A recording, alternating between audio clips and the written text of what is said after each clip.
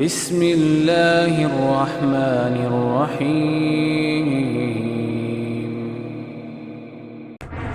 ان الحمد للہ نحمده ونستعینه من يهده الله فلا مضل له ومن يضلل فلا هادي له واشهد ان لا اله الا الله وحده لا شريك له واشهد ان محمدا عبده ورسوله اما بعد فان خير الحديث كتاب الله وخير الهدي هدي محمد صلى الله عليه وسلم وشر الامور محدثاتها وكل محدثة بدعة وكل بدعة ضلالة اللهم صل على محمد وعلى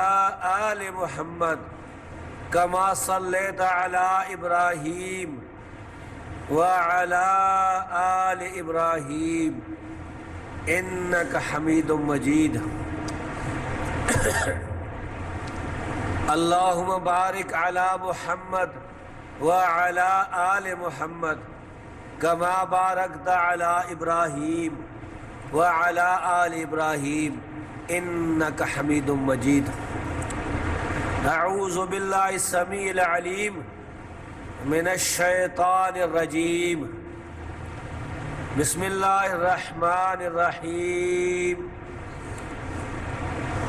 قاف والقرآن المجيد بل عجبوا أن جاءهم منذر منهم فقال الكافرون هذا شيء عجيب أإذا متنا وكنا ترابا ذلك رجع بعيد قد علمنا ما تنقص الأرض منهم وعندنا كتاب حفيظ بل كذبوا بالحق لما جاءهم فهم في أمر مريج أفلم ينظروا إلى السماء فوقهم كيف بنيناها وزيناها وما لها من فروج والأرض مددناها وألقينا فيها رواسي وأنبتنا فيها من كل زوج بهيج تبصرة وذكرى لكل عبد منيب ونزلنا من السماء ماء مباركا فأنبتنا بجنات وحب الحصيد والنخل باسقات لها طلع نضيد رزقا للعباد وحيينا ببلدة ميتا كذلك الخروج كذبت قبلهم قوم نوح وأصحاب الرس وثمود وعاد وفرعون وإخوان لوط وأصحاب الأيكة وقوم تبع كل كذب الرسل فحق وعيد أفعينا بالخلق الأول بل هم في نفس من خلق جديد وقال الله عز وجل في سورة الحجرات إنما المؤمنون إخوة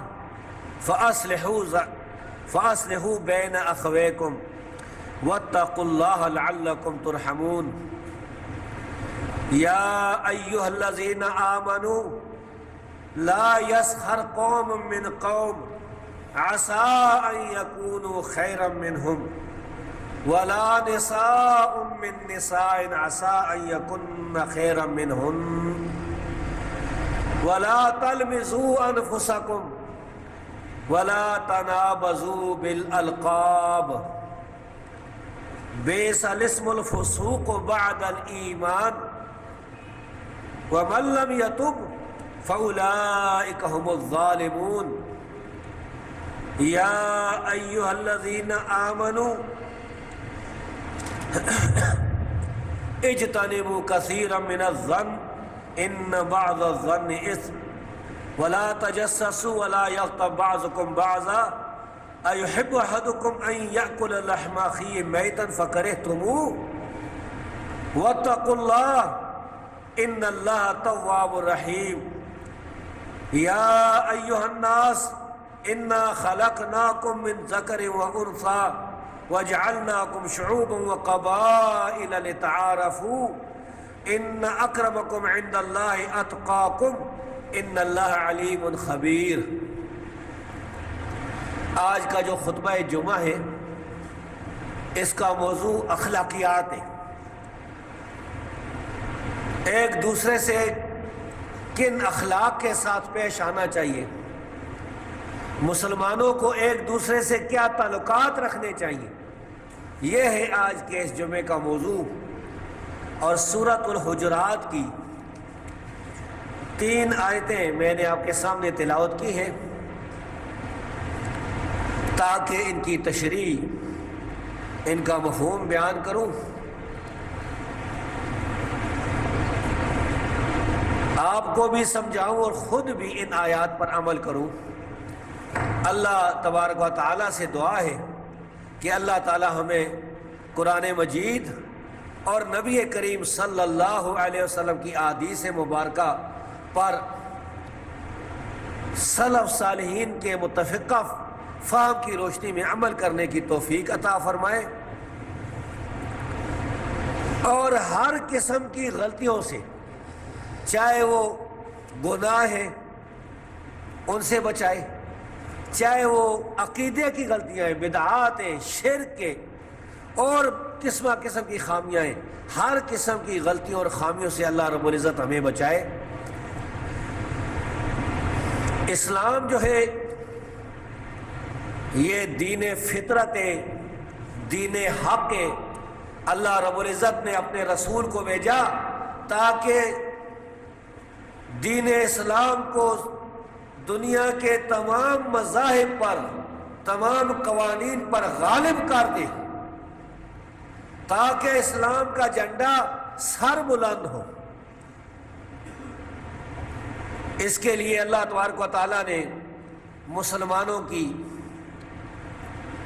تربیت فرمائی اپنے نبی کریم صلی اللہ علیہ وسلم کے ذریعے سے، عقیدے بھی ٹھیک کیے، لوگوں کے دل میں اللہ پر ایمان پیدا کیا کہ اللہ پر ایسا ایمان ہو کہ اس میں کسی قسم کا ذرا بھی شک نہ پایا جائے۔ نبی کریم صلی اللہ علیہ وسلم اور آپ کے صحابہ اکرام ایمان کے ان اونچے درجوں پر تھے۔ سب سے بڑا درجہ تو رسول اللہ صلی اللہ علیہ وسلم کا ہے، پھر آپ کے بعد انبیاء ہیں، اور پھر ان کے بعد صحابہ اکرام ہیں۔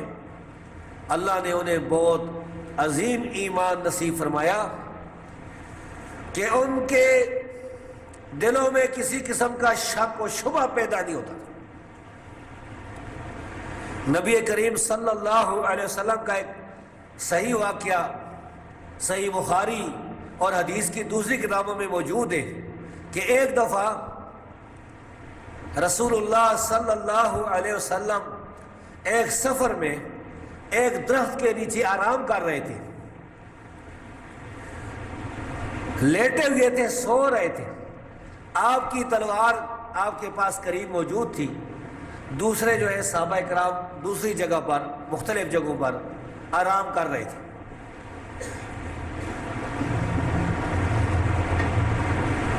اتنے میں ایک کافر، ایک غیر مسلم آ گیا۔ صحابہ کرام سوئے ہوئے ہیں، رسول اللہ صلی اللہ علیہ وسلم بھی سوئے ہوئے ہیں، وہ آ گیا۔ اس نے آ کر وہ تلوار لے لی۔ نبی کریم صلی اللہ علیہ وسلم کی جب آنکھ کھلی تو دیکھا کہ سر کے قریب ایک کافر موجود ہے، کھڑا ہے، اور اس کے ہاتھ میں تلوار ہے۔ تو اس نے کہا کہ اے محمد صلی اللہ علیہ وسلم، یہ ہم اپنی طرف سے کہتے ہیں، اس نے تو صرف آپ کا نام لیا تھا، کیونکہ ہم پر یہ ضروری ہے کہ ہمارے نبی پاک صلی اللہ علیہ وسلم کا جب نام لیا جائے تو آپ پر درود پڑا جائے۔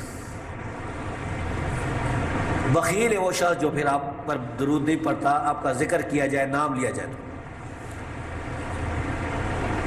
تو انہوں نے کہا کہ تجھے آج میرے ہاتھ سے کون بچائے گا؟ یہ وہ وقت ہوتا ہے کہ انتہائی خوفناک صورت ہوتی ہے، جب انسان کو موت سامنے نظر آ رہی ہو، کافر ہے، اس کے ہاتھ میں ہتھیار موجود ہے، اسلحہ موجود ہے، حملہ کرنا چاہتا ہے، کہتا ہے کہ کون بچائے گا؟ نبی کریم صلی اللہ علیہ وسلم نے اطمینان سے فرمایا میرا اللہ۔ یہ سننا تھا کہ وہ اتنا ڈرا کہ تلوار رکھ دی، ایسا خوف طاری ہوا اس پر۔ رسول اللہ صلی اللہ علیہ وسلم نے وہ تلوار لے لی اپنے ہاتھ میں، پھر فرمایا کہ تجھے کون بچائے گا میرے ہاتھ سے؟ تو اس نے کہا انت، کہ آپ ہی مجھے بچائیں گے، اگر آپ نے مارا تو مارا گیا، آپ نے چھوڑ دی بچ جاؤں گا۔ آپ نے کہا نہیں، تجھے اللہ بچائے گا۔ اس کے بعد صحیح بخاری کی حدیث سے معلوم ہوتا ہے کہ مسلمان ہو گیا، کیونکہ وہ گیا واپس اور کہنے لگا جئتکم من عند خیر الناس، میں اس آدمی کے پاس سے آیا ہوں جو کہ سب سے بہترین انسان ہے۔ پھر وہ لوگ بھی مسلمان ہوئے، اسی قبیلے والے۔ تو میں عرض کر رہا تھا کہ نبی کریم صلی اللہ علیہ وسلم ایمان کے سب سے اعلیٰ درجے پر تھے، آپ کے بعد دوسرے پیغمبروں کا مقام ہے، پھر صحابہ کرام کا مقام ہے۔ ایمان کی بھی ترویج کی اور اخلاق کی بھی، لوگوں کے اخلاق بھی صحیح کی۔ اخلاق کا خاص خیال رکھتے تھے رسول اللہ صلی اللہ علیہ وسلم، لوگوں کی تربیت کرتے تھے۔ رب العالمین فرماتا ہے کہ انما المؤمنون اخوہ، انما جو ہے عربی میں اس کو کلمہ حصر کہتے ہیں، اس کے بعد جو جملہ ہوتا ہے وہ اسی میں مقید ہوتا ہے۔ اس کی مثال اس طرح ہے کہ یعنی اس کا مفہوم میں آپ کو بیان کروں کہ مومن بھائی ہے، مراد یہ کہ مومن صرف اور صرف آپس میں ایک دوسرے کے بھائی ہیں۔ انما جو ہے یہ اس میں صرف کے معنی میں آتا ہے، کلمہ حصر کے معنی میں آتا ہے، یعنی یہ ہو ہی نہیں سکتا کہ ایک مسلمان دوسرے مسلمان کا بھائی نہ ہو۔ پھر فرمایا کہ اگر بھائیوں کے درمیان اختلاف ہو جائے، کوئی جھگڑا ہو جائے، اختلاف ہو جائے تو صلح کرو، یہ سب سے بہترین طریقہ ہے۔ اللہ رب العزت نے اس کا حکم دیا ہے۔ سب سے برے وہ لوگ ہیں جو دو مسلمانوں کو آپس میں لڑا دیتے ہیں۔ صحیح مسلم کی حدیث ہے، نبی کریم صلی اللہ علیہ وسلم نے فرمایا کہ شیطان جو ہے ابلیس، یہ سمندر میں ایک تخت پر بیٹھا ہوا ہے۔ یہ جو بڑا شیطان ہے ابلیس، جس نے آدم علیہ السلام کو سجدہ نہیں کیا تھا، وہ سمندر میں ایک تخت پر بیٹھا ہوا ہے۔ دنیا میں اس کے شیطان جو ہے، اس کی جو فوجیں، اس کا جو لشکر ہے، وہ دنیا میں پھرتے ہیں، لوگوں کو گمراہ کرتے ہیں۔ پھر جو بڑے بڑے شیطان ہیں، مرادت الشیاطین، وہ جا کے اس کو رپورٹ دیتے ہیں۔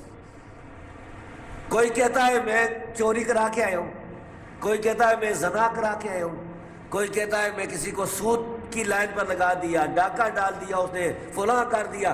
جتنے بھی گناہ ہیں وہ ساری رپورٹیں اس کو دیتے ہیں۔ وہ کہتا ہے ٹھیک ہے ٹھیک ہے۔ اور اس کے بعد ایک شیطان آتا ہے اور اسے کہتا ہے کہ میں دو آدمیوں کو آپس میں لڑا کے آیا، میاں بیوی کو آپس میں لڑا دیا ہے، شوہر اور اس کی بیوی کو آپس میں لڑا دیا، اختلاف پیدا کر دیا۔ وہ شیطان اٹھ کر اسے سینہ دے کر ملتا ہے، اتنا خوش ہوتا ہے کہ تو نے اصل کام کیا۔ دو مسلمانوں کو آپس میں لڑا دینا، اختلاف پیدا کرنا، یہ بہت بڑا جرم ہے۔ اسی لیے حدیث میں آتا ہے، نبی صلی اللہ علیہ وسلم نے فرمایا لا يدخل الجنت نمام، چغل خور جنت میں داخل نہیں ہوگا۔ دو چغل خور کا کام کیا ہے؟ دو مسلمانوں کو آپس میں لڑانا۔ ایک سے کوئی بات سنی ہے، اس میں کوئی نمک مرچ لگایا، مسالہ لگایا اور دوسرے کو جا کے بتا دیا۔ تو رب العالمین فرماتا ہے کہ فَأَصْلِحُوا ذَاتَ بَيْنِكُمْ، یہ ایک دوسرے کے درمیان صلح کرائے گا. سب سے بہترین طریقہ یہ ہے. وَاتَّقُوا اللَّهَ، اور اللہ سے ڈر جاؤ. لَعَلَّكُمْ تُرْحَمُونَ، تاکہ تم پر رحم کیا جائے. اب مسلمان دنیا کے جس کونے میں بھی جو مسلمان ہے، جو صحیح العقیدہ مسلمان ہے، وہ دوسرے کا بھائی ہے. جو گمراہ ہے، جو قرآن حدیث کو نہیں مانتے، جو کتاب و سنت کے مخالف ہیں، جو مشرکین ہیں، مبتدعین ہیں، وہ بھائی نہیں ہے، وہ تو گمراہ ہے. گمراہ اس سے بغض رکھنا جو ہے وہ ایمان کی نشانی ہے. نبی کریم صلی اللہ علیہ وسلم نے فرمایا کل بدعت ضلالہ، ہر بدعت گمراہی ہے. بدعتی سے بغض رکھنا یہ ایمان کی نشانی ہے. ایک اور حدیث میں آتا ہے من وقر صاحب بدعت فقد اعان علی ہدم الاسلام، جس نے کسی بدعتی کی عزت کی اس نے اسلام کو گرانے میں مدد دی. یہ روایت اس کو شیخ البانی ضعیف کہتے ہیں، لیکن میری تحقیق میں یہ روایت صحیح ہے. امام ابو بکر الآجری کی کتاب الشریعہ جو ہے اس میں صحیح سند کے ساتھ یہ روایت موجود ہے. اور اس کے راوی عباس بن یوسف الشکلی وہ مقبول روایہ ہے، ان کی روایت قبول کی جاتی ہے، جیسا کہ حافظ ذہبی نے فرمایا ہے تاریخ الاسلام. تو اللہ رب العزت فرماتا ہے کہ تم اللہ سے ڈر جاؤ تاکہ تم پر رحم کیا جائے. اگلی آیت کریمہ میں فرمایا یا ایھا الذین آمنوا، اے ایمان والو، اے پکے مسلمانوں، اے سچے مسلمانوں. ایمان والے وہ لوگ ہیں جو سچے مسلمان ہیں، اور یہ سارے ایک دوسرے کے بھائی ہیں. حدیث میں آتا ہے نبی کریم صلی اللہ علیہ وسلم نے فرمایا المسلم اخو المسلم، مسلمان کا بھائی ہوتا ہے. لا یظلمہ ولا یسلمہ، نہ تو اس پر ظلم کرتا ہے اور نہ ظلم ہونے دیتا ہے. مسلمان کا خیرخواہ ہوتا ہے. الدین والنصیحہ، دین خیرخواہی کا نام ہے. کس کے لیے؟ اللہ کے لیے، اس کے رسول کے لیے. اللہ کے لیے خیرخواہی کا مطلب یہ کہ انسان توحید پر جو ہے وہ گامزن ہو، توحید کو اختیار کرے، خالص اللہ کی عبادت کرے، اس کی عبادت میں کسی کو شریک نہ کرے،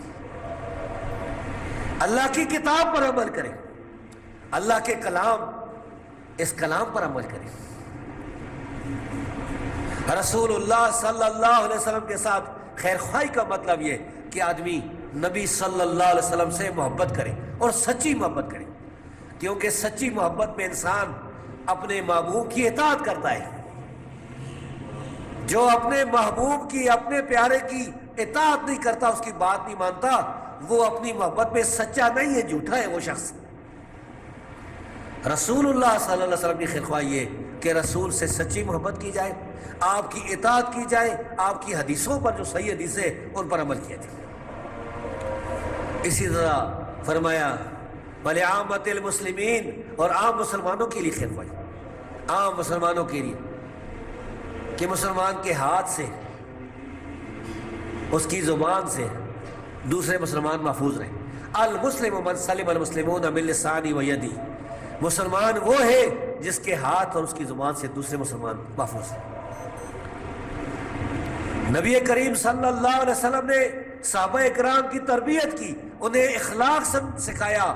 اللہ رب العزت نے اخلاق سکھایا قرآن کریم میں، ان آیات میں اور دوسری آیات میں بار بار جو ہے یہ جو بنیادی مسائل ہیں جن کے ساتھ اسلام میں ایک دوسرے کے ساتھ محبت ہوتی ہے، بھائی چارہ ہوتا ہے، وہ سمجھیں. مجھے ایک حدیث یاد آ گئی، امام بخاری نے الادب المفرد میں ایک حدیث بیان کی. آپ کو پتہ ہے کہ اسلام میں پڑوسی کے بڑے حقوق ہیں. ہمسایہ، صحیح حدیث میں آتا ہے نبی صلی اللہ علیہ وسلم فرمایا کہ جبریل علیہ السلام مجھے پڑوسی کے بارے میں بار بار جو ہے وہ تاکید فرماتے تھے بار بار یعنی فرماتے تھے کہ پڑوسی کے ساتھ اچھا سلوک کرو، پڑوسی کا خیال رکھو، پڑوسی کا خیال رکھو. حتیٰ ظننت انہ سیورثہ، حتیٰ کہ میرا یہ خیال تھا، میں یہ سمجھا کہ شاید اللہ تبارک و تعالیٰ پڑوسی کو وراثت میں بھی شریک کر دے گا، وارث بھی بنا دے گا. جس طرح کوئی آدمی مرتا ہے تو اس کے بیٹے وارث ہوتے ہیں، بیٹیاں وارث ہوتی ہیں، اس کی بیوی وارث ہوتی ہے، اس کے ماں باپ وارث ہوتے ہیں، جو شریعت میں جو حصے مقرر ہیں. تو میرا یہ خیال تھا کہ شاید پڑوسی بھی وارث بن جائے گا. کتنا خیال ہے. اور یہ بھی حدیث میں آیا ہے کہ بہترین وہ انسان ہے جس کے شر سے پڑوسی محفوظ رہے. اور یہ بھی صحیح حدیث ہے، آپ نے فرمایا کہ تم میں سے جو آدمی قیامت کے دن پر ایمان رکھتا ہے، اللہ پر ایمان رکھتا ہے، فلا یؤذی جارہ، تو اپنے پڑوسی کو تکلیف نہ دے. اس زمانے میں ایک آدمی تھا جو اپنے پڑوسی کو تکلیف دیتا تھا. کوئی منافق ہوگا، منافقین کا یہی طریقہ ہے. تو صحابی جس کا اس کے ساتھ گھر تھا، وہ نبی کریم صلی اللہ علیہ وسلم کے پاس آیا اور آ کر شکایت کی. کہا کہ یا رسول اللہ صلی اللہ علیہ وسلم، یہ میرا پڑوسی مجھے تنگ کرتا ہے، میں بہت ہی پریشان ہوں، بڑا ہی بد اخلاق ہے، مجھے تنگ کرتا ہے، بڑی تکلیف میں. اور اس طرح کے پڑوسی ہوتے ہیں آج کل بھی. اللہ تبارک و تعالیٰ کسی کو ایسا پڑوسی نصیب نہ کرے. ایسا بھی ہو سکتا ہے کہ وہ ساری رات گانے ہی لگا کے وہ سنتا رہے. ایسے بھی لوگ ہوتے ہیں. اور ہم دیکھتے ہیں کہ رات جو ہے نا، جو لوگ اللہ سے ڈرنے والے ہیں، جو عشاء کے بعد جلدی سو جاتے ہیں کہ چلو رات کو جب اللہ نے موقع دیا تہجد کے لیے اٹھیں گے، پڑوسی جو ہے اس نے رات کو گانے لگا رکھے اور ساری رات صبح کی اذان تک اس کو تکلیف دیتا رہے گا اور پھر سو جائے گا. نہ کوئی نماز نہ کچھ. نبی کریم صلی اللہ علیہ وسلم نے اس کی شکایت سنی تو فرمایا کہ تو ایسا کر کہ اپنے گھر کا جو سامان ہے نا وہ نکال کے باہر رکھ لے، دروازے کے باہر بیٹھ جائے. اس زمانے میں اتنا سامان ہوتا بھی نہیں تھا، یعنی چارپائی وغیرہ بستر نکال کے باہر رکھ دے. جو آدمی بھی اگر پوچھے تو کہہ دینا کہ یہ میرا پڑوسی جو ہے یہ مجھے تنگ کرتا ہے. تو اس نے یہی کام کیا. امام بخاری کی الادب المفرد میں یہ روایت موجود ہے. جو بھی وہاں سے گزرتا تھا وہ کہتے تھے بھائی آپ نے کیوں سامان باہر نکالا ہوا ہے، کیا وجہ ہے؟ آج کل بھی اگر کوئی آدمی گھر سے چرپائی بسترے وغیرہ نکال کے باہر بیٹھ جائے تو لوگ پوچھیں گے کہ یہ آپ نے کیوں نکالا ہوا ہے. انہوں نے کہا کہ بس یہ تنگ کرتا ہے پڑوسی. نبی صلی اللہ علیہ وسلم نے یہ حکم دیا. تو وہ کہتا تھا وہ آدمی، یا اللہ اس ظالم پر لعنت کر، اسے ذلیل کر دے. اس کو بدوائیاں دیتے ہوئے جاتے تھے. جب اس پڑوسی کو پتہ چل گیا تو پھر وہ بھاگتا بھاگتا ہے، اس نے معافی مانگی. اس نے کہا کہ یہ سامان اندر کرو، میں آئندہ کبھی تکلیف نہیں دوں. یعنی اسلام نے کتنا خیال رکھا ہے معاشرے کا. تو اللہ رب العزت فرماتا ہے اپنے مومن بندوں سے، اے ایمان والو، لا یسخر قوم من قوم، کوئی بھی گروہ، کوئی جماعت بھی کسی جماعت کے ساتھ ٹھٹھا مذاق نہ کرے. ٹھٹھا کرنا، مذاق کرنا، اس کی توہین کرنا، پھر ہنسنا کاکے لگا لگا کے، یہ اسلام میں جائز نہیں. کسی کی انسلٹ کرنا، بے عزتی کرنا، اور اس طرح کرتے ہیں لوگ. عسیٰ ان یکونوا خیرا منہم، ہو سکتا ہے کہ یہ جو جن کے ساتھ ٹھٹھا کر رہے ہیں، یہ جو ٹھٹھا کرنے والے لوگ ہیں، ان سے وہ بہتر ہو. دنیا میں تو کوئی یہ چودھری ہوگا، خان ہوگا، ملک ہوگا، اپنے آپ کو بڑا سمجھتا ہوگا اور وہ غریب جا رہا ہے بیچارہ، لیکن عین ممکن ہے کہ وہ اللہ کے دربار میں بہت بہتر ہو. اور ظاہر ہے کہ جو اللہ سے ڈرنے والا ہے، رسول سے محبت کرنے والا ہے، قرآن حدیث پر چلنے والا ہے، اگر وہ غریب آدمی ہے، چاہے وہ کسی قوم کا آدمی ہے، اللہ کے ہاں اس کا بہت بڑا مقام ہے، اور جو اللہ کا باغی ہے اس کی تو مچھر کے پر کے برابر اس کی کوئی حیثیت نہیں اللہ کے ہاں۔ وَلَا نِسَاءٌ مِّن نِسَاءٍ، اور نہ عورتیں عورتوں کے ساتھ مذاق کریں۔ عام طور پر یہی ہوتا ہے، مرد مردوں کے ساتھ مذاق کرتے ہیں۔ کوئی جا رہا ہے، اور کئی ایسے بد نصیب ہیں کہ اگر کوئی صحیح العقیدہ جا رہا ہے تو اس کے ساتھ اگر اس کی سلوار ٹخنوں سے اوپر ہے تو بڑا ہی مذاق کرتے ہیں، کیوں پانی آ گیا ہے، کیا بات ہے، وغیرہ وغیرہ۔ کبھی داڑھی کے ساتھ مذاق، کئی ایسی باتیں جو ہے وہ شرعاً کفر ہوتی ہیں، جو مسلمانوں کے شعار ہیں، شعار میں سے کسی شعار کا جو مذاق اڑائے گا وہ کفر میں گر جائے گا۔ اللہ رب العزت ہوا وَمَن يُعَظِّمْ شَعَائِرَ اللَّهِ فَإِنَّهَا مِن تَقْوَى الْقُلُوبِ، جو اللہ کے شعار کی تعظیم کرے گا، عزت کرے گا، یہ تقوی کی بات ہے۔ عَسَىٰ أَن يَكُنَّ خَيْرًا مِّنْهُنَّ، قریب ہے کہ وہ جن کا مذاق اڑایا جا رہا ہے وہ ان سے بہتر ہو۔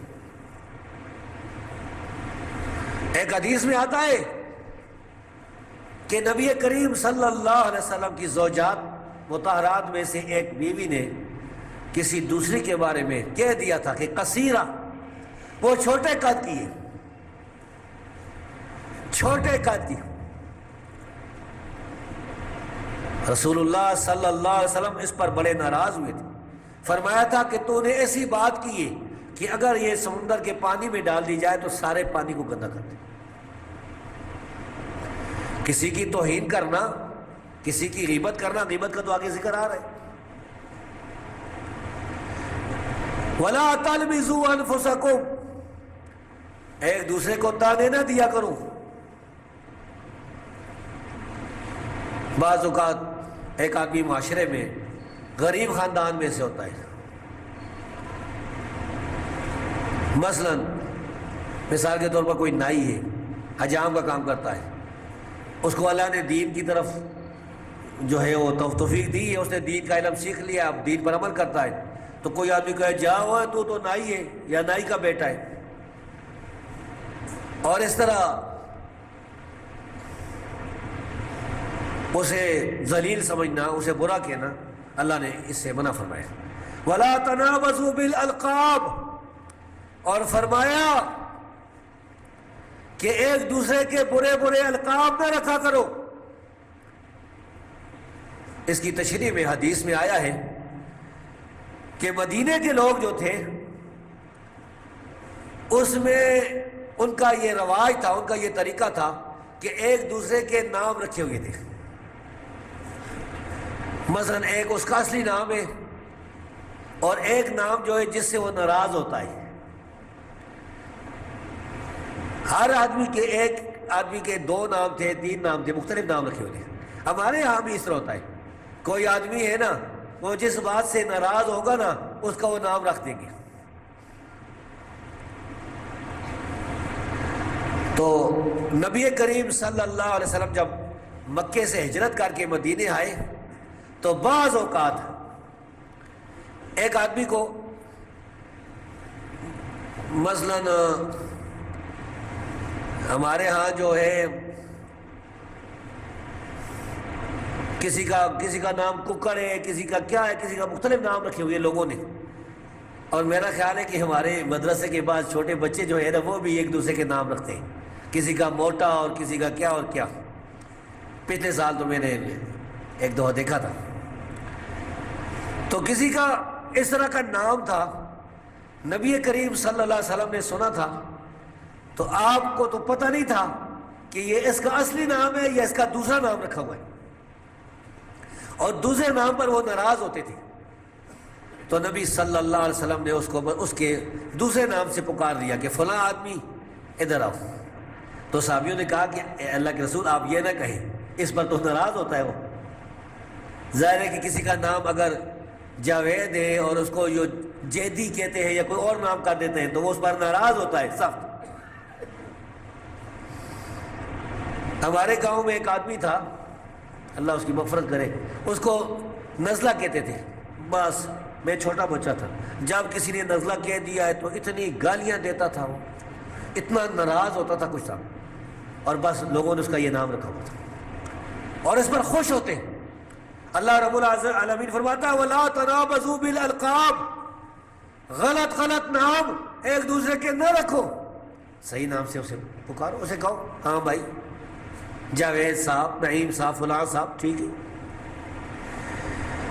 بئس الاسم الفسوق بعد الایمان، ایمان لانے کے بعد سب سے بری بات جو ہے یہ فسق ہے، اللہ کی نافرمانی ہے. اللہ ان باتوں پر ناراض ہوتا ہے. اللہ رب العالمین نے ان باتوں سے منع فرمایا ہے. وَمَن لَّمْ يَتُبْ، اور جو شخص توبہ نہیں کرے گا، فَأُولَٰئِكَ هُمُ الظَّالِمُونَ، وہ لوگ ظالم ہیں، وہ اپنے آپ پر ظلم کرنے والے، اس لیے کہ دنیا کی یہ زندگی ایک دن ختم ہو جائے گی. جو آدمی کتنا بھی بڑا امیر ہے، کتنا بھی بڑی طاقت والا ہے، کتنی بھی اچھی اس کی صحت ہے، ایک دن اس دنیا سے اس نے روانہ ہونا ہے. چاہے جو مرضی کر لے، جتنا مرضی علاج کرا لے، جتنی مرضی دوائیاں کھا لے، اور جتنی مرضی ہے اعلیٰ سے اعلیٰ چیزیں کھا لے، ایک وقت آئے گا جو اللہ رب العزت نے مقرر کر رکھا ہے. اذا جاء اجلهم فلا يستأخرون ساعة ولا يستقدمون، نہ تو ایک منٹ وہ پیچھے ہوگا اور نہ ایک منٹ آگے ہوگا. رب العالمین نے جو وقت مقرر کر رکھا ہے وہ وقت آنے والا ہے، اور اس وقت پھر اللہ کے دربار میں جب پیش ہوگا یہ ظالموں میں سے ہوگا. اور ایسے ظالموں کے لیے رب العالمین نے ایسی سزائیں تیار کر رکھی ہے، ایسا عذاب تیار کر رکھا ہے جس کی جو تصور ہم نہیں کر سکتے، اس کے تصور سے بھی ڈر لگتا ہے. ایسی داغتی ہوئی آگ جو سینوں تک پہنچ جائے گی، ایسی آگ جو جسم کی کھالوں کو جلائے گی. کلما نضجت جلودہم بدلناہم جلودا غیرہا لیذوقوا العذاب. رب العالمین فرماتا ہے کہ جب ان کی کھالیں جلیں گی ہم دوسری کھالیں پیدا کر دیں گے. اسی کھال چمڑا جلے گا، دوسرا چمڑا پیدا ہو جائے گا، تاکہ مسلسل عذاب کا مزہ چکھتے رہیں، مسلسل. اور یہ عذاب مسلسل جاری رہے گا کافروں کے لیے. مسلمانوں کے لیے یہ ہے صحیح العقیدہ جو لوگ ہیں، جو کافر مشرک نہیں ہیں، کہ اللہ تبارک و تعالیٰ ایک دن انشاءاللہ جہنم سے نکالے گا. لیکن اس پر بیغام نہ ہو جائیے گا، کیونکہ حدیث میں آیا ہے کہ جس انسان کو جہنم میں ایک غوطہ دیا گیا، ساری زندگی وہ دنیا میں امیر آدمی تھا، کوئی تکلیف نہیں تھی، ہر شے اس کی پوری ہوتی تھی، مرنے کے بعد اس کو جب جہنم میں ایک غوطہ دیا جائے گا، وہ کہے گا لم ارا خیرا قط، میں نے کبھی بھی کوئی خیر دیکھی نہیں. سب وہ خوشیاں ساری چیزیں بھول جائے گا. تو ایسی جہنم، اس کے اندر اگر ایک سیکنڈ کے لیے، ایک منٹ کے لیے بھی اگر غوطہ کسی کو مل گیا تو بھائیو اسے کوئی برداشت نہیں کر سکتا. تو موت کا وقت قریب ہے، اس سے پہلے ہمیں اپنی اصلاح کرنی چاہیے، ہمیں اپنے عقیدے صحیح کرنے چاہیے، اپنا ایمان صحیح کرنا چاہیے، اپنے اخلاق صحیح کرنے چاہیے. رب العالمین نے اور اس کے رسول صلی اللہ علیہ وسلم نے جو ہمیں فرمایا اس پر عمل کرنا چاہیے. اسلام نے اخلاق کے ہر قسم کی جو باتیں وہ سمجھائیے. والدین کے ساتھ کیا تعلق ہونا چاہیے یہ بھی بتا دیا، بچوں کے ساتھ کیا ہونا چاہیے، دوسرے لوگوں کے ساتھ کیا تعلقات ہو جائے، سب موجود. نبی کریم صلی اللہ علیہ وسلم کی مشہور اور صحیح حدیث سے رسول اللہ صلی اللہ علیہ وسلم سے پوچھا گیا کہ ای العمل افضل، اعمال میں سے، کاموں میں سے سب سے بہتر کام کون ہے؟ آپ نے فرمایا الصلاۃ لوقتہا، وقت پر نماز پڑھنا. صحیح بخاری کی حدیث ہے، بخاری مسلم کی. اور صحیح ابن خزیمہ میں یہ الفاظ ہیں الصلاۃ فی اول وقتہا، پہلے وقت نماز پڑھنا. یہ سب سے بہترین طریقہ ہے پہلے وقت نماز پڑھنا. کوئی پتہ نہیں کہ موت کا فرشتہ کس وقت آ جائے. وقت داخل ہو گیا تو پھر لیٹ پڑھنا، اول وقت پڑھنا. جمعہ تو اتنا اول وقت ہے کہ جمعہ پڑھ کے صحابہ کرام جب جاتے تھے گھروں کو تو سایہ نہیں ہوتا تھا دیواروں کا، اتنے اول وقت پڑھتے تھے. اللہ کے فضل سے اب بھی سعودیہ میں 12:30 بجے، 1:45 بجے، 1 بجے سے تو زیادہ میں نے لیٹ پورے سعودی عرب میں کہیں جمعہ دیکھا ہی. اور ہم نے جو حضروں میں شروع کیا اللہ کے فضل سے 30 سال ہو گئے، 12:30 سے لے کر 1 بجے تک. لوگ آتے ہیں نہیں آتے، 1 بجے جو ہے اول وقت.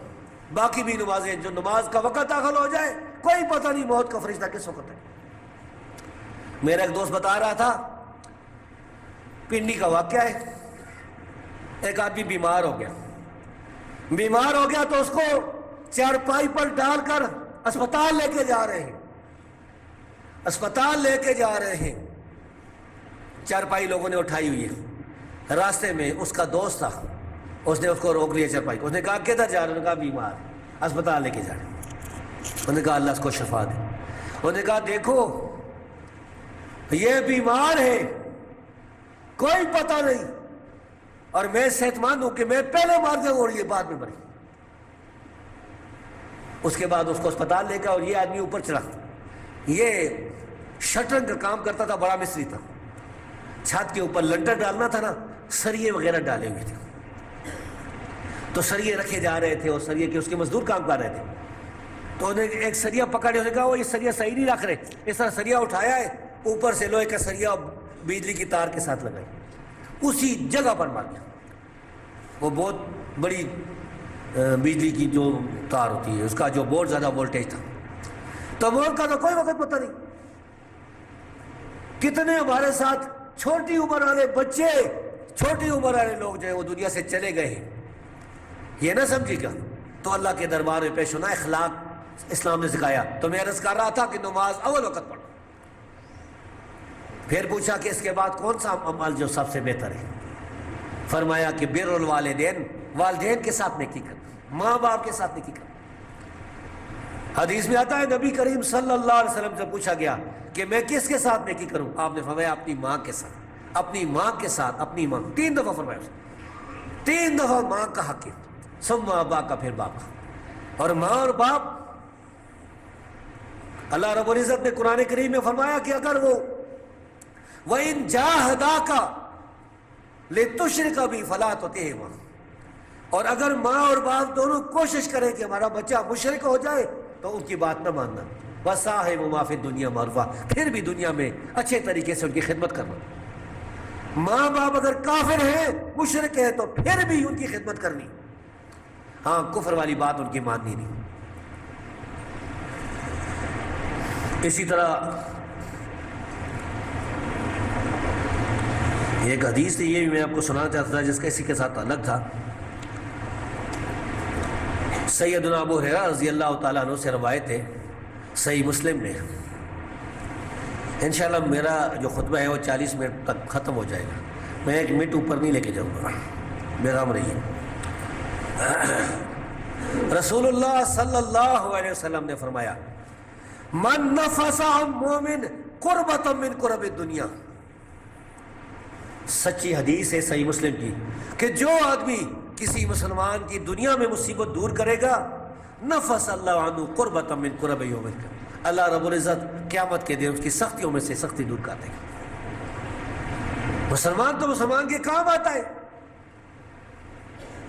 ومن یسر علی موسر، اور جو کسی مصیبت میں پھنسا ہے، کسی تنگی میں، کسی نے اس کی وہ مصیبت دور کر دی، تنگی دور کر دی، یسر اللہ علیہ فی الدنیا والآخرہ، اللہ تبارک و تعالیٰ دنیا اور آخرت میں اس کی مصیبتیں دور کرے گا. اللہ رب العزت اتنا مہربان ہے. کوئی مسلمان کسی اپنے مسلمان بھائی کے ساتھ مالی تعاون کرتا ہے، اس کو صدقہ دے دیتا ہے، اس کو اپنی زکوٰۃ میں سے دیتا ہے، ویسے دے دیتا ہے اللہ کو راضی کرنے کے لیے، وہ مصیبت میں پھنسا ہوا ہے، اللہ رب العزت اس کے بدلے میں اس کو بہت زیادہ دیتا ہے. ما نقصت صدقۃ من مال قط، کبھی بھی صدقے کی وجہ سے مال میں کمی نہیں ہے. ومن ستر مسلما سترہ اللہ فی الدنیا والآخرہ، اور جو کسی مسلمان پر پردہ ڈالے گا، کسی مسلمان بھائی سے کوئی غلطی ہو گئی، کوئی اس سے کوئی ہو گئی کوئی غلطی، اب اس سے وہ دیکھ لیے تو پردہ ڈال دیا۔ ہمارے ہاں عام طور پر یہی ہوتا ہے کہ کسی کو کسی کی کوئی غلطی پتہ چل جائے، پھر اس کو آرام ہی نہیں آتا جب تک سب لوگوں کو پتا، جو بھی ملے گا اس کو کہے گا کہ فلاں بھی یہ ہے، اس نے یہ کیا ہے۔ رسول اللہ صلی اللہ علیہ وسلم فرمایا کہ جو کسی مسلمان پر پردہ ڈالے گا، اللہ رب العزت جو ہے وہ دنیا اور آخرت میں اس پر پردہ ڈالے گا۔ سترہ اللہ فی الدنیا والآخرہ واللہ فی عون العبد ما کان العبد فی عون اخیہ۔ جب تک بندہ اپنے کسی مسلمان بھائی کے ساتھ تعاون کرتا ہے، اس کے ساتھ مدد کرتا ہے، یہ مدد کرنا یہ ما تحت الاسباب ہے، ما تحت الاسباب، ایک دوسرے کے ساتھ تعاون کرنا، یہ تو قرآن سے ثابت، حدیث سے ثابت، تو اللہ رب العزت اس کی مدد کرتا ہے۔ اور پھر فرمایا وَمَنْ سَلَكَ طَرِيقًا يَلْتَمِسُ فِيهِ عِلْمًا سَهَلَ اللَّهُ بِهِ طَرِيقًا إِلَى الْجَنَّةِ۔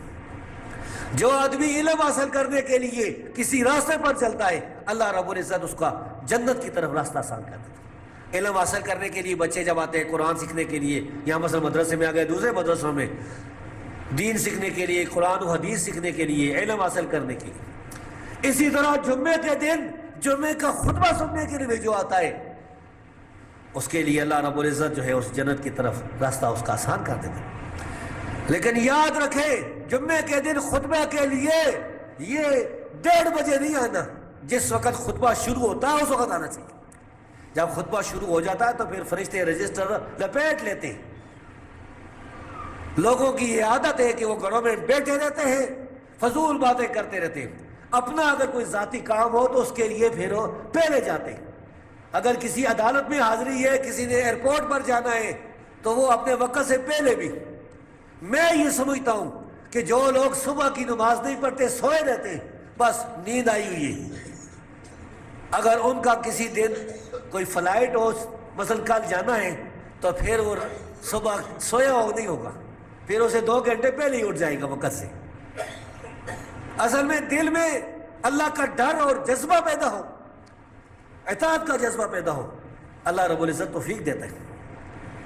میں آپ نے بتاؤں کہ مجھے ساری زندگی میں جب بھی پروگرام بنا کے سوتا ہوں نا کہ میں اتنے بجے اٹھوں گا، 4 بجے 5 بجے جتنا بجے کہ میں نیت کرتا ہوں اسی وقت بغیر الارم کے اٹھتا ہوں، مجھے کوئی الارم کی ضرورت نہیں۔ آدمی اگر اپنے دماغ میں دل میں ایک پکا یقین کر لینا، تجربہ کر کے دیکھیے، اللہ رب العزت اس کو اٹھا دیتا ہے۔ تو جو علم کے لیے آتا ہے بھائیو، علم کے لیے خاص طور پر جمعے کے خطبے کے لیے جو ہے وہ پہلے آئے، جمعے کی خطبے کی اذان سے پہلے مسجد پہنچ جائیں، مسجد میں آ کے 2 رکعتیں پڑھیں، بیٹھ جائیں۔ اس سے کوئی پہلے اگر کوئی اللہ کو توفیق دے تو زیادہ پڑھیں۔ عربوں میں یہ بڑا اچھا طریقہ ہے، 10:30 بجے ہی وہاں لوگ مسجد میں پہنچنا شروع ہوتے ہیں۔ عرب میں تو جگہ ہی نہیں ملتی، جو لیٹ آتے ہیں ان کو تو پھر سڑکوں پر نماز پڑھنی پڑتی ہے۔ پھر فرمایا وَمَا اجْتَمَعَ قَوْمٌ فِي بَيْتٍ مِّن بُيُوتِ اللَّهِ يَتْلُونَ کتاب اللہ، اور جو لوگ بھی مسجدوں میں سے کسی مسجد میں بیٹھ کے اللہ کی کتاب پڑھتے ہیں۔ یہ کون ہے؟ یہ وہ لوگ ہیں جو قرآن یاد کرتے ہیں، پڑھتے ہیں، ناظرہ پڑھتے ہیں، حفظ کرتے ہیں، یا قرآن کا ترجمہ پڑھتے ہیں، قرآن کی تفسیر پڑھتے ہیں، یہ سارے۔ اور حدیث بھی چونکہ کتاب اللہ میں سے ہی ہے اس لیے حدیث پڑھنے والی بھی اس میں شامل ہے۔ وَيَتَدَارَسُونَهُ بَيْنَهُمْ، اور ایک دوسرے کو پڑھتے پڑھاتے ہیں۔ إِلَّا نَزَلَتْ عَلَيْهِمُ السَّكِينَةُ، اللہ رب العزت کی طرف سے سکون نازل ہوتا ہے ان پر۔ وَغَشِيَتْهُمُ الرَّحْمَةُ، اور رحمت جو ہے ان کو ڈھانپ دیتی ہے، اللہ کی طرف سے رحمت کی بارش ان پر ہونی شروع ہوئی۔ وَحَفَّتْهُمُ الْمَلَائِكَةُ، اور اللہ کے جو فرشتے ہیں وہ ان کو ڈھانپ لیتے ہیں، اپنے پر بچھاتے ہیں۔ وَذَكَرَهُمُ اللَّهُ فِي مَنْ عِندَهُ، اور اللہ تعالیٰ اوپر جو اللہ کے پاس جو فرشتے ہیں ان کے سامنے ان کا ذکر کرتے ہیں۔ اللہ تبارک و تعالیٰ ہر جگہ نہیں، اللہ تعالیٰ 7 آسمانوں سے اوپر اپنے عرش پر مستوی ہے، جیسا کہ اس کی شان کے لائق ہے۔ کما یلیق بشانی کما یلیق بجلالی، اپنے علم اور قدرت کے ساتھ ہر چیز کو وہ گھیرے ہوئے، وہ دور نہیں، وہ قریب ہے، اس کے لیے فاصلے نہیں۔ یہ فاصلے مخلوق کے لیے. تو اللہ رب العزت یعنی اوپر آسمانوں پر اپنے فرشتوں کے سامنے اپنے ان بندوں کا ذکر کرتا ہے کہ دیکھو میرے بندے مسجد میں بیٹھے ہوئے ہیں, مدرسے میں بیٹھے ہوئے ہیں, اللہ کے گھروں میں سے کسی گھر میں بیٹھے اللہ کی کتاب پڑھ رہے ہیں, نبی کی حدیث پڑھ رہے ہیں. اور وہ فرمایا ومن بطہ بعملہ لم یسر بنسبہ, جس آدمی کے اعمال صحیح نہ ہوئے, بے اعمال آدمی جس کے عمل تھوڑے ہوئے, عمل پیچھے رہ گئے, اس کا نسب اس کو آگے نہیں لے جائے گا.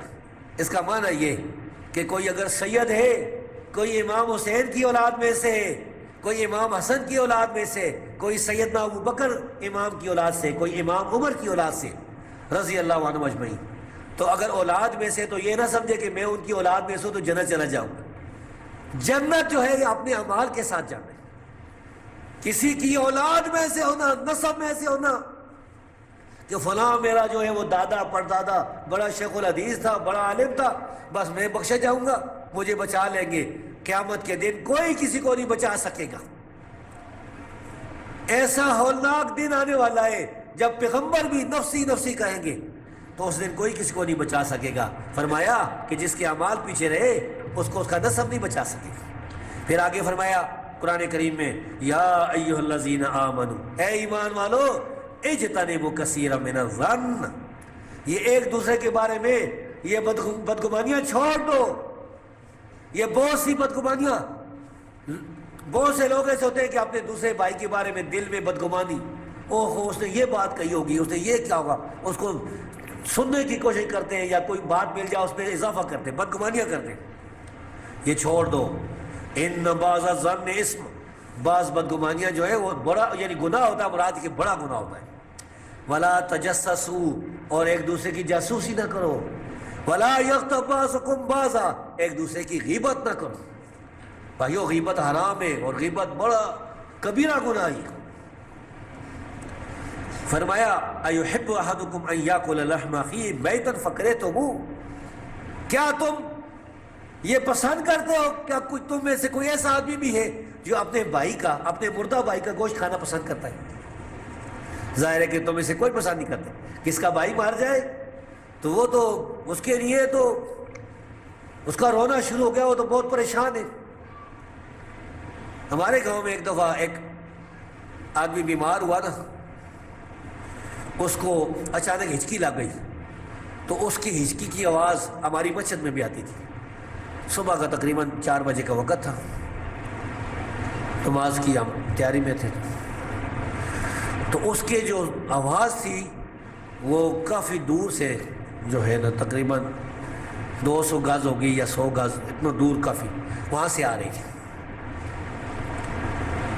تو اس کے جو بھائی کو پتہ چلا نا, سکے بھائی کو, تو وہ گر کے بے ہوش ہو گیا, اس کو چرپائی پر اٹھا کے لے. وہ نہیں برداشت کر سکا اپنے بھائی کی تکلیف.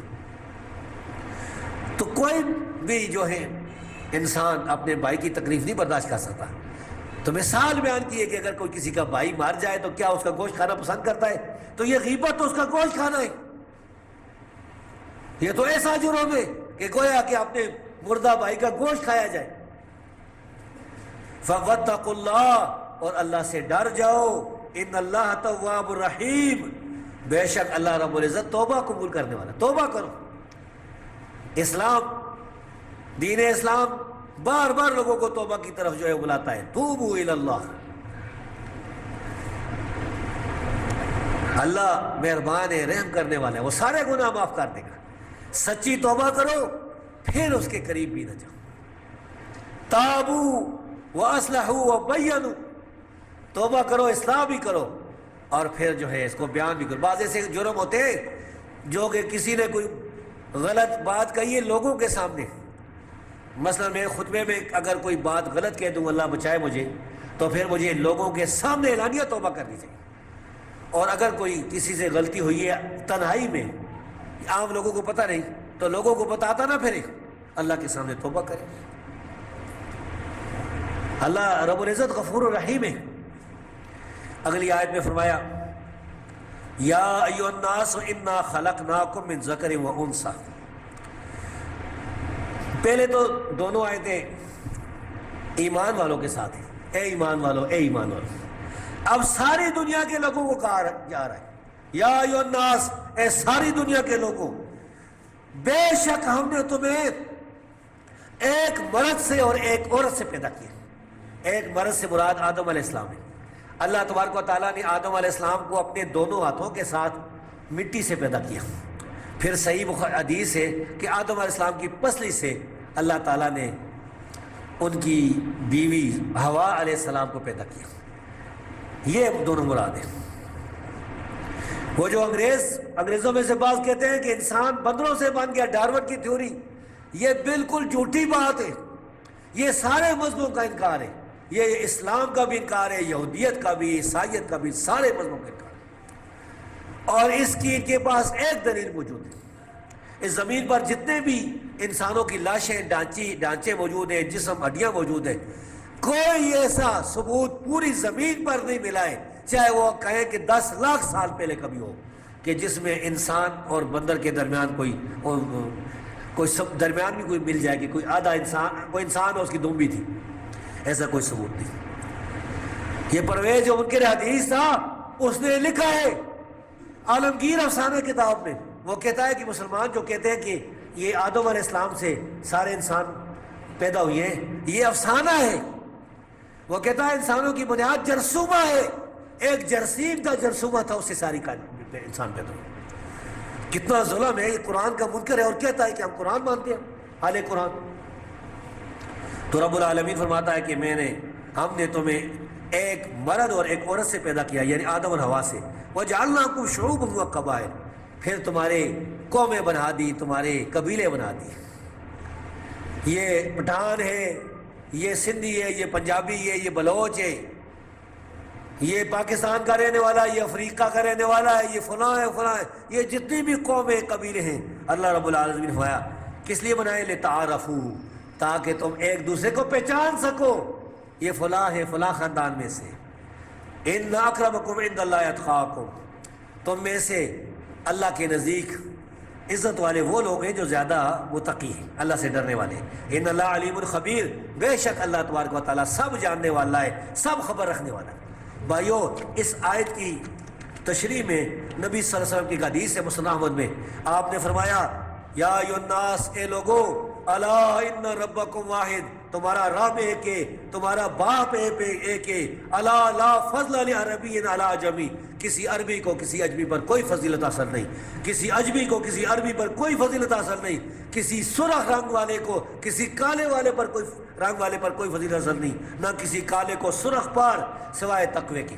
سارے انسان برابر ہیں، کسی کو کسی پر قوم کے لحاظ سے کوئی فضیلت نہیں، قوم کے لحاظ سے کوئی جنت میں نہیں جائے گا، سارے اعمال کی بنیاد پر جائیں گے۔ اللہ رب العزت سے دعا ہے کہ اللہ رب العزت ہمیں صحیح اعمال کرنے والا، صحیح عقیدے کے ساتھ رسول اللہ صلی اللہ علیہ وسلم کی سچی اطاعت کرنے والا اللہ رب العزت ہمیں بنائے، اور اللہ رب العزت ہمارے سارے گناہ معاف کرے۔ ظاہر ہے کہ ہر انسان سے غلطی ہوتی ہے، کوئی انسان خطاؤں سے پاک نہیں سوائے پیغمبروں کے، پیغمبر معصوم ہوتے ہیں۔ تو اللہ رب العزت سے دعا ہے کہ اللہ رب العزت میرے بھی اور آپ کے بھی گناہ معاف فرمائے۔ اللہ رب العزت ہمیں قرآن اور حدیث والے راستے پر، کتاب و سنت والے راستے پر، اس راستے پر جس پر اللہ کے رسول چلے ہیں، رسولوں کے صحابہ چلے ہیں، تابعین چلے ہیں، سلف صالحین چلے ہیں، اللہ کے نیک بندے اولیاء چلے ہیں، اس راستے پر ہمیں چلے۔ اور سب کا راستہ قرآن اور حدیث والا راستہ ہی ہے، اس کے علاوہ باقی جتنے راستے ہیں بھائیوں وہ دور لے جانے والے، جہنم کی طرف لے جانے والے۔ وَأَقُولُ قَوْلِي هَٰذَا وَأَسْتَغْفِرُ اللَّهَ لِي وَلَكُمْ وَلِسَائِرِ الْمُؤْمِنِينَ آمین یا رب العالمین۔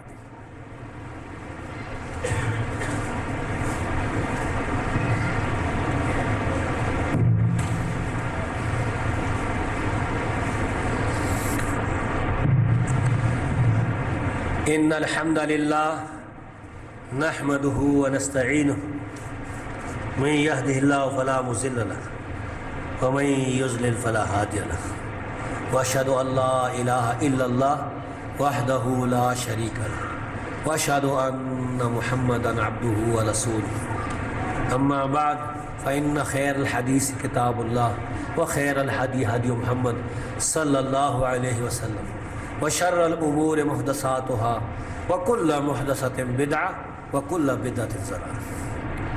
اللهم صل على محمد وعلى آل محمد كما صليت على إبراهيم وعلى آل إبراهيم إنك حميد مجيد.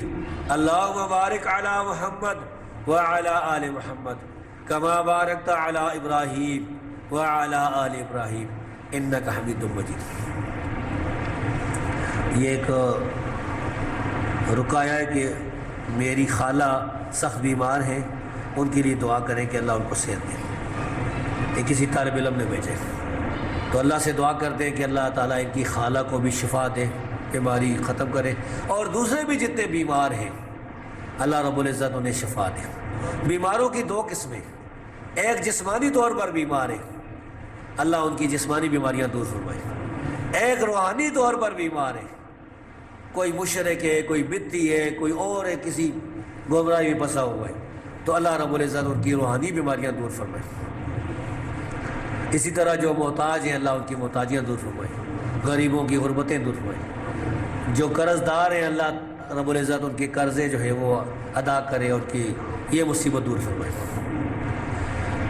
اللہم اغفر للمؤمنین والمؤمنات والمسلمین والمسلمات وألف بین قلوبہم وأصلح ذات بینہم وانصرہم علی عدوک وعدوہم. اللہم العن الکفرہ الذین یصدون عن سبیلک ویکذبون رسلک وَيُقَاتِلُونَ أَوْلِيَاءَكَ. اللهم خالف بين كلمتهم وزلزل أقدامهم وأنزل من بأسك الذي لا ترده عن القوم المجرمين. اللهم انصر الإسلام والمسلمين، اللهم انصر الإسلام والمسلمين، اللهم انصر المؤمنين، اللهم انصرهم نصرا مؤزرا. اللهم اغفر لموتانا، اللهم اغفر لموتانا، اللهم اشف لمرضانا، اللهم اقض لحاجاتنا، اللهم لا تخزنا في الدنيا ولا تخزنا في القبر ولا تخزنا يوم القيامة. اللهم إنا عظمنا ذنوبا كثيرا وعنا نعرف أن ربنا يغفر ذنوب كلها. اللهم اغفر ذنوبنا وإسرافنا في أمورنا كلها. اللهم استر علينا، اللهم استر علينا ولا تخزنا ولا تخذلنا. اللهم نور قلوبنا بنور الإيمان، اللهم نور قلوبنا بنور الإسلام. اللهم ربنا آتنا في الدنيا حسنة وفي الآخرة حسنة وقنا عذاب النار.